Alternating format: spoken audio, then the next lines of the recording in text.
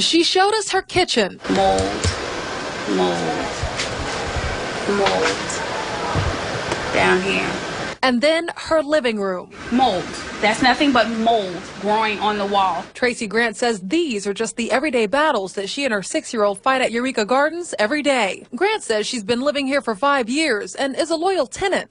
But she says when she voices her concerns to management, the maintenance they do perform only fixes the problem temporarily. Tuesday night, tenants wrote a letter to HUD urging the department to take a closer look at the recent passing of an inspection done by the Real Estate Assessment Center. These were just a few of the issues tenants included in that letter. My sister have all this mildew and the smell. It's terrible in there. You don't even need to go in an apartment at Eureka Gardens to find the frustration of the people who live there. If you can come look at this hole, I would like for you to see how big this hole is.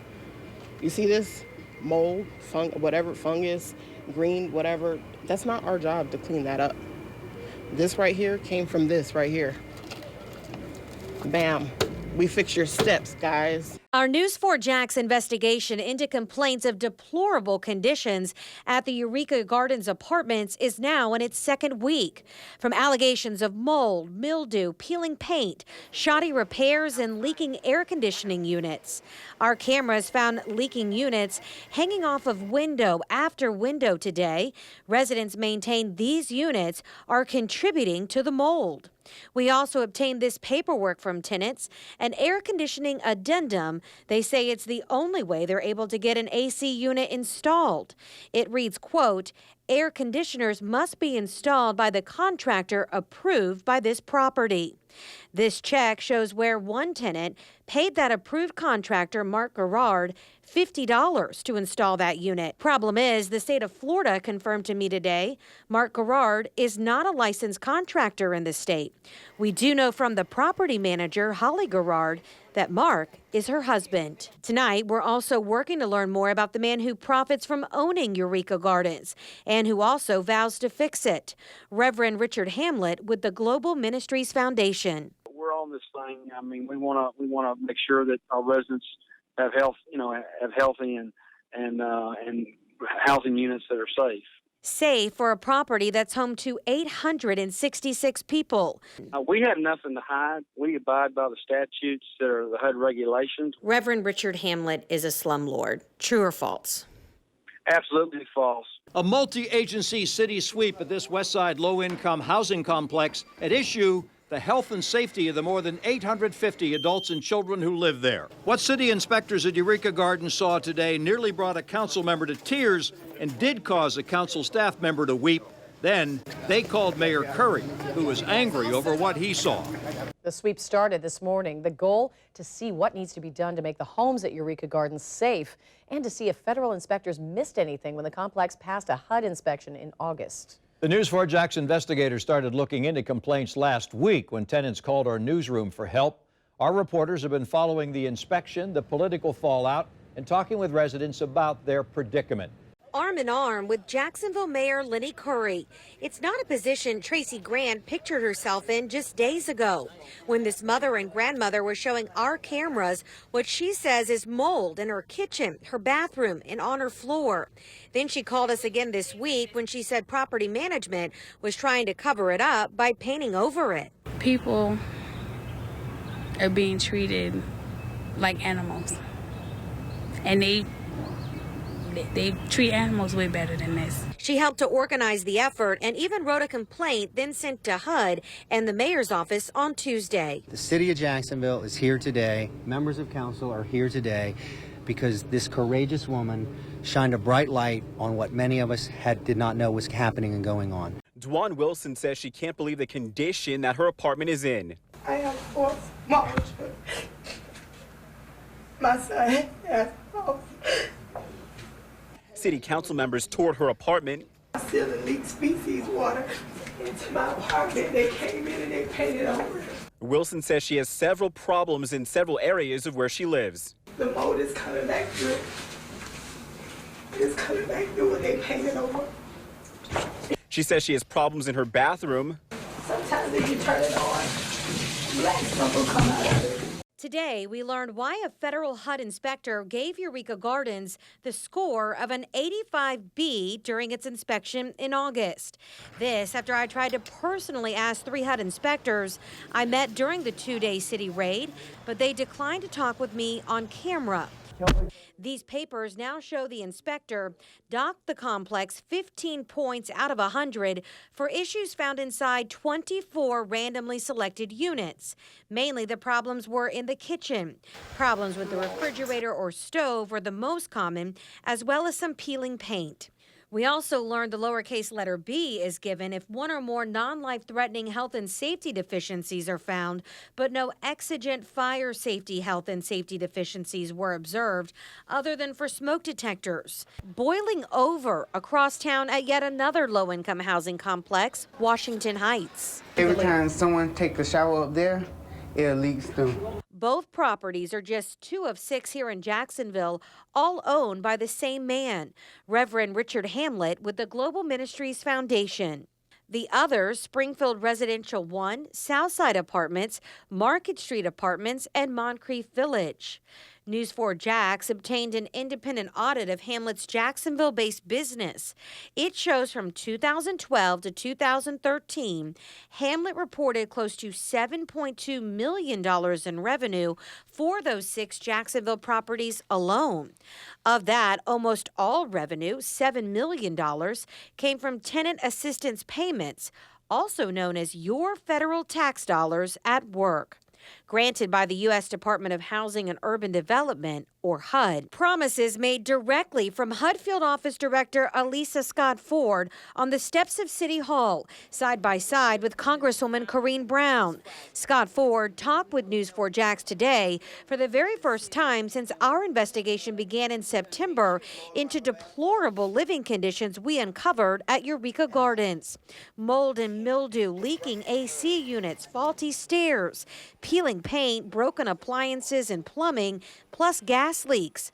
Just some of the hundreds of violations we found with our cameras, then written up in a 2-day code sweep by the city of Jacksonville, finding 163 units with violations out of 400 at Eureka Gardens, or 40% of all the homes there. As we've reported, almost all of these code violations were absent from the HUD report in August that scored the complex a passing score of an 85, leading tenants to call News 4 Jax asking for help. One by one, Jacksonville city leaders and HUD filed in for a closed-door meeting today at City Hall, all converging to talk about deplorable living conditions at Eureka Gardens apartments, first exposed by News 4 Jax. Tenants called us to cry foul after this inspection report filed in August passed the property with the score of an 85. For the first time, Jacksonville's field office director with HUD, Alicia Scott Ford, admits there was a problem with that inspection. So you've invalidated the score of the 85? Absolutely. Is that rare for HUD? Very rare. Reverend Richard Hamlet is the face of the Global Ministries Foundation, the same company that owns the troubled Eureka Gardens. In 2012, Mayor Alvin Brown was the face of leadership in Jacksonville. News 4 Jax confirmed the deal to bring Hamlet's Tennessee-based nonprofit here to Jax 3 years ago went against all city protocols and was approved solely by Mayor Brown. This report, sent this month by financial advisors employed by the city to the Jacksonville Housing Finance Authority, cites our News 4 Jax investigation into deplorable living conditions at Eureka Gardens, and it outlines why the deal never should have been approved. Hendrickson says it's the job of the Jacksonville Housing Finance Authority to properly vet financial deals that involved low-income housing in Duval County. It's a transparent process that involves financial experts and all of City Council. However, Hendrickson says the board was shocked to learn of Hamlet's proposed purchase only through an ad in the paper. A News 4 Jax investigation tonight into the living conditions at Eureka Gardens. For the first time, we're hearing from the owner of the troubled apartment complex about the existing living conditions and health concerns. I apologize. I regret it, and I'm sorry. and I'm the owner, and it's on my watch, and I take responsibility for it. But I'm making the changes and adjustments now. Weeks after our investigation of Eureka Gardens began, we are now able to ask the owner, Reverend Richard Hamlet, questions face-to-face. He's here in Jacksonville until Thursday to meet with local leaders about the conditions at Eureka Gardens. He was at City Hall this morning for a meeting with HUD, a city councilman, and Congresswoman Corrine Brown as well. We were not allowed in that meeting, despite it being in a public room at City Hall. The News 4 Jax investigators are staying on top of this story. Reverend Richard Hamlet strolls into City Hall all by himself. And this is how he responded when we told him his tenants are calling him a slumlord. That is a poor word and an accurate word to describe us. We care for our residents. I could show you thousands of other slumlords in America. Following a 2-hour closed-door meeting with federal, state, and local officials, the Reverend responded to questions the people here in Eureka Gardens say they've been asking for years. Fix it or empty it. That's what the head of Eureka Gardens Tenant Association says should happen with the complex. She met today with some of the people who live in the apartments that have been the center of our investigation into public housing problems and the tax dollars paid to the private company which runs it. Grant was not at the City Hall meeting where the head of the group that owns the complex, Richard Hamlet, met with HUD, city officials, and federal officials to see how the problems are being addressed. Hamlet came to the complex and told us 45% of the needed repairs are done. Now the millionaire pastor who owns the Eureka Gardens apartment complex is taking more heat for investing more than $1 million in a Christian retreat center. News 4 Jax investigator Tarek Miner traveled to Memphis and learned Reverend Richard Hamlet's foundation, Global Ministries, purchased a $1.25 million satellite campus earlier this year to expand his ministry, while hundreds of his Section 8 tenants continue to live in squalor. Hidden behind this gated entrance is what some call a pastor's paradise on 18 acres of land. News 4 Jax has confirmed Richard Hamlet's Global Ministries Foundation paid $1.25 million just 9 months ago for this satellite campus called the Stephen Olford Center. It's a facility the pastor says is designed to teach men and women how to preach. We took the concerns of these residents to Reverend Richard Hamlet's foundation office. Gentlemen, Mr. Hamlet, how are you, come sir? on into this house. Where Hamlet agreed to sit down with me. Why not take that $1.5 million that you put into the Alford Center and put those into those properties? Well, those are two different business plans. The Olford Center, we have donors that give to our foundation for specific ministry projects, and we work in 30 countries around the world. Hamlet says his housing projects are a sustainable business and his ministry a separate entity within his business model.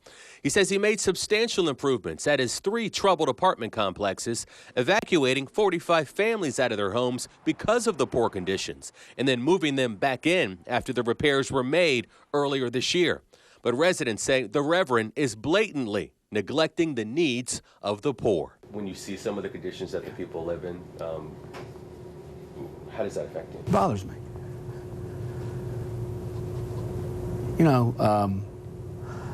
My heart is to come and help those who are who need to be empowered, and those who are the disadvantaged. Excuse me. I mean, this is impromptu, but that's my mission, man. I want to build bridges to help those who are the least and the disadvantaged. He's a criminal. He's a criminal masquerading as a man of God, and he's doing it with public money. He is taking advantage of people in the most vulnerable of circumstances and retaliating against people who complain.